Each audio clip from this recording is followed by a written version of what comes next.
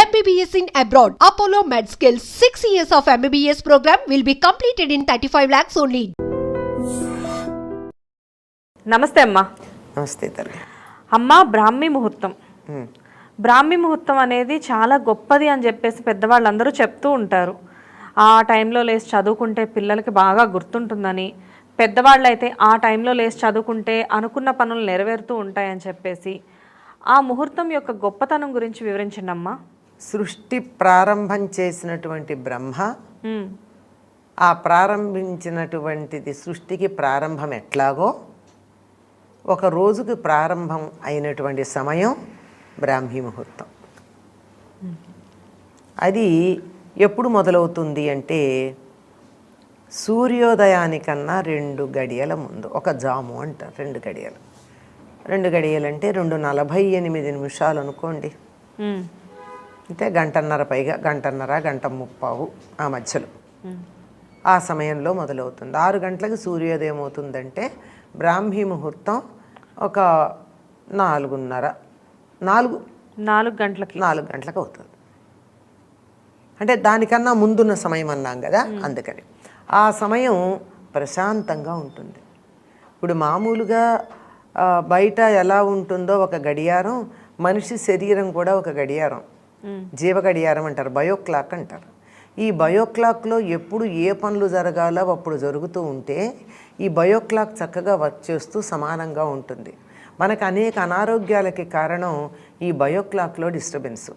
పగటిపూట నిద్రపోవడం, రాత్రిపూట మేలుకోవడం లాంటి వాటి వల్ల బయోక్లాక్ డిస్టర్బ్ అయ్యి ఎప్పుడు ఏం పని చేయాలో తెలియక లోపల మనకు కనపడనటువంటి అవయవాలు ఉన్నాయే, ఆ అవయవాలు పాపం కన్ఫ్యూజ్ అవుతాయి ఎప్పుడు ఏం చేయాలో తెలియక. అంటే ఈ రోజుల్లో చాలా మంది రాత్రి 12 గంటల వరకు మొబైల్ చూసుకుంటూ పొద్దున్నే 9 గంటలకో 10 గంటలకో లేవడం. కొంతమంది అయితేనేమో కాల్ సెంటర్స్లో వర్క్ చేసేవాళ్ళు నైట్ అంతా పనిచేసి పగలంతా నిద్రపోవడం. ఇలాంటివి చేయడం వల్ల కూడా లోపలంతా డిస్టర్బెన్స్ అనేది క్రియేట్ అవుతుంది. డెఫినెట్లీ ఉంది. ఇప్పుడు సంతానోత్పత్తికి తేడా రావడం ఏమిటి? ఇందులో పనిచేసే వాళ్ళకి, కాల్ సెంటర్లో చేసే వాళ్ళకి, ఎంఎన్సీల్లో చేసే వాళ్ళకి సంతానం కలగకపోవడానికి కారణం ఏమిటంటే ఇంతే, బయోక్లాక్ డిస్టర్బెన్సే. ఇట్స్ సైకిల్స్ అన్నీ ఇద్దరివి కూడా దెబ్బతింటాయి. అందువల్ల సంతానం కలగడంలో ఆలస్యం అవుతుంది. ఇది బాగా డాక్టర్లు చెప్తుంది. ఇదే కాదు, శరీరంలో కూడా ఒక్కొక్క అవయవం ఒక్కొక్క సమయంలో బాగా పనిచేసేటట్టుగా సెట్ చేయబడింది ఒక గొప్ప యంత్రం సమయానుకూలంగా. మరి దాంట్లో తేడా వస్తుంది. ఈ సరైనటువంటిది ఏమిటంటే 3:30-4 గంటలకు నిద్ర లేవడం అన్నది సహజమైనటువంటి లక్షణం. రోజు యొక్క ప్రారంభం అప్పుడు. మీరు గమనించినట్టయితే చంటి పిల్లలు ఇంట్లో ఉంటే 4 గంటలకు డెఫినెట్లీ లేస్తారు. పక్షులు అవి కూడా 4:30 ప్రాంతాలు లేస్తాయి. మనకు కూడా తప్పనిసరిగా ఆ సమయానికి అటు ఇటుగా మెళుకు వస్తుంది. కానీ ఇటు నుంచి అటు తిరిగి దుప్పటి కప్పుకుంటే తీస్తే కప్పుకుని, ఫ్యాన్ ఆఫ్ చేసి ఆన్ చేసి ఇట్లాంటి పనులు చేసి మళ్ళీ పడుకుని హాయిగా పడుకుంటాం. అప్పుడు మెళుకు రాకుండా పోదు. అటువంటి సమయంలో మేలుకొనవలసిన సమయంలో గనక మనం మేలుకున్నామంటే మన శరీరము మనసు 2 కూడా చక్కగా పనిచేస్తాయి. శరీరము మనసు 2 సరిగ్గా పనిచేస్తాయి. ఎప్పుడైతే మనసు చక్కగా పనిచేస్తుందో అప్పుడు మన నిర్ణయాలు బాగుంటాయి, తెలివితేటలు బాగుంటాయి, ఆలోచన విధానం బాగుంటుంది. సరే, శరీరంలో ఆరోగ్యం కూడా ఉంటుంది. మీరు పూర్వకాలంలో వాళ్ళు ఎక్కువ కాలం బతికేవారంటే ఎట్టి పరిస్థితుల్లో వాళ్ళకి ఉద్యోగాలకు వెళ్ళాల్సిన తొందర లేకపోయినా 4:30 కోడి కూసే సమయానికి పడుకునేవాళ్ళు కాదు ఎవరు. అది వాళ్ళు పూర్వకాలంలో పొలం పనులు చేసుకున్నా కానీ ఏది చేసుకున్నా నాకు కూడా గుర్తుందమ్మా. మా తాతగారు వాళ్ళు పొద్దున్నే 4 గంటలకల్లా లేచి టీ తాగుతూ ఉండేవారు అనమాట. ఇంత పొద్దున్నే లెగుస్తారేంటో అనుకునేదాన్ని. అయిపోయాయి 6 గంటలకల్లా ఇంట్లో పనులంతా అయిపోయాయి. కానీ ఇప్పుడు ఏంటంటే పెద్దవాళ్ళు కూడా చాలా మందిని చూస్తుంటే వాళ్ళు కూడా లేట్గా లేస్తున్న పరిస్థితి. కారణం ఏమిటంటే లేచి ఏం చెయ్యాలి అనేటటువంటి ఒక ప్రశ్న ఉంది. ఏం చెయ్యాలి ఏమిటి? బోలెడు పని ఉంటుంది చేయాలనుకుంటే, ఎంతో ఉంది కదా. అప్పుడు అసలు మనకు ఆలోచన చక్కగా పనిచేస్తుంది. రోజంతా మనకు అందుబాటులో ఉంటుంది.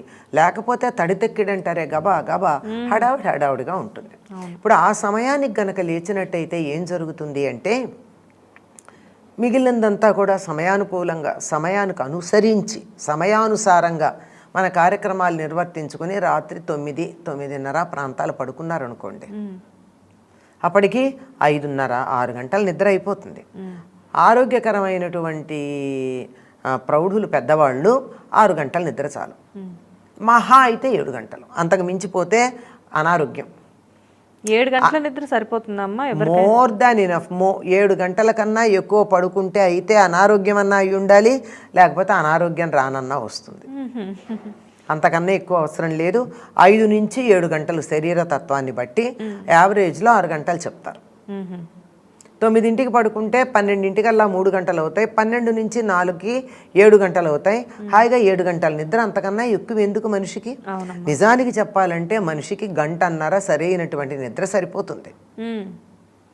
ఈ 1.5 గంటన్నర గాఢ నిద్ర, ఏనుగులు తొక్కిన మెలకు రానంత నిద్ర, హఠాత్తుగా ఎవరన్నా లేపితే నేను ఎక్కడున్నాను, నా పేరేమిటి అని గుర్తు రానంత గాఢ నిద్ర 1.5 గంటన్నర అంతే. మిగిలిందంతా ఆ నిద్ర కోసం చేసే ప్రయత్నం, ఆ నిద్రలోంచి బయటకు వచ్చి బద్ధకం తీర్చుకుని నిత్యకృత్యంలో పడ్డానికి చేసే ప్రయత్నం. వీటిని తగ్గించుకోవచ్చు, కానీ అది మాత్రం చాలు. గట్టిగా 1.5 గంటన్నర పోనీ 2 గంటలు వేసుకుందాం మన లాంటి వాళ్ళకి. అంతకు మించినటువంటిది అవసరం లేదు. అసలైనటువంటి గాఢ నిద్ర అంతే. అంతకు మన్నా పడుకోరు. మనం అందరం కూడా మంచం మీద చాలాసేపు దొర్లినా పడుకునేది అంత సమయమే గాఢ నిద్ర ఉండేది. కనుక అది అయిపోయి శరీరము మనసు చక్కగా అలసట తీరి తేలికగా ఉంటాయి. ఆ తేలికగా ఉన్న సమయంలో ఏం చేసినా మనసులో గట్టిగా ముద్ర పడుతుంది. మన శరీరం మనసు హాయిగా ఉండడంతో పాటు వాతావరణం కూడా స్వచ్ఛంగా ఉంటుంది. ఇప్పుడు ఉన్నటువంటి పొల్యూషన్స్ పగలంతా ఉన్నది, రాత్రి ఉండవు. పొల్యూషన్స్ అనేక రకాలు. మనం వెహిక్యులర్ పొల్యూషన్ గురించి మీరు మాట్లాడుతున్నామేమో అనుకుంటారు. కాదండి, మనుషుల ఆలోచనలు, భావాలు అనే పొల్యూషన్స్ ఇవి ఎక్కువ ఉంటాయి. ఇవేవి ఉన్నా రాత్రి 11ంటికో 12ంటికో అందరూ ఊరుకుంటారు కనుక ఆ తర్వాత ఈ భావాల తాలూకు కిక్కిరిసిపోవడం కూడా ఉండదు, హాయిగా ఉంటుంది. అటువంటి సమయంలో ఏ పని చేసినా బాగుంటుంది కనుక ఆ బ్రహ్మ ముహూర్తంలో లేవమని, అప్పుడు కాసేపు ఒక్కసారి కళ్ళు మూసుకుని మీకు నచ్చినటువంటి దైవాన్ని రామ అనో కృష్ణ అనో తలుచుకున్నట్టయితే ప్రశాంతంగా మనసులో ముద్ర పడిపోతుంది. అప్పుడు చదువుకున్నదైనా ఉర్రకెక్కుతుంది, ధ్యానం చేసినా ధ్యానం నిలుస్తుంది, ఏ పని చేసినా నిలుస్తుంది. మీరు ఒక్కసారి ప్రపంచంలో అత్యధికమైనటువంటి ఉన్నత స్థానాల్లో ఉన్న వాళ్ళ యొక్క దినచర్యని మీరు అడిగి చూడండి. వాళ్ళందరూ 3:30కి లేచి, ఈ రోజుల్లో అయితే టీ తాగుతున్నారు, పూర్వం లేదు కాఫీనో టీనో తాగి 3:30 కల్లా మేము మా వర్క్ మొదలు పెడతాము అని చెప్తారు. మీరు అందరి దినచర్యలు గమనించండి. వాళ్ళు మాత్రమే అత్యున్నత స్థాయిలో ఆయా రంగాల్లో ఉన్నత స్థాయిలో ఉన్నటువంటి వాళ్ళు. 3:30కి లేచి వాళ్ళ దినచర్యలు మొదలు పెట్టేస్తారు. అంటే అప్పుడు స్నానం చేయమని ఏం చెప్పట్లేదు ఆ టైంకి. యోగా చేసేవాళ్ళు యోగా చేస్తారు, యోగ సాధన అది చేస్తారు, ధ్యానం చేస్తారు, చదువుకుంటారు, రాసుకుంటారు. ఆ టైంలో వాళ్ళకు వచ్చిన మెయిల్స్ చూసుకోవడం, ఆన్సర్స్ చేయడం. అప్పుడు ఎంత క్రిస్టల్ క్లియర్గా మైండ్ ఉంటుందంటే ఇతరుల భావాలు, నెగిటివ్ థాట్స్ ఇట్లాంటివేవి వచ్చి డిస్టర్బ్ చేయవు గనక తన మనస్సులో స్పష్టంగా తనకేమున్నాయో వాటిని గురించి వ్యక్తీకరించడానికి వీలవుతుంది. రాయడానికి, చదవడానికి, సమాధానాలు చెప్పడానికి, ఆలోచన చేయడానికి, పరిష్కారాలు చేయడానికి, సాధన చేయడానికి, ధ్యానం చేయడానికి అన్నింటికీ అనుకూలమైనటువంటి కాలం. బ్రాహ్మీ ముహూర్తానికి ఇంత పవర్ ఉందన్నమాట, శక్తి ఉంది. చాలా చక్కగా చెప్పారమ్మా. నమస్తే. నమస్తే.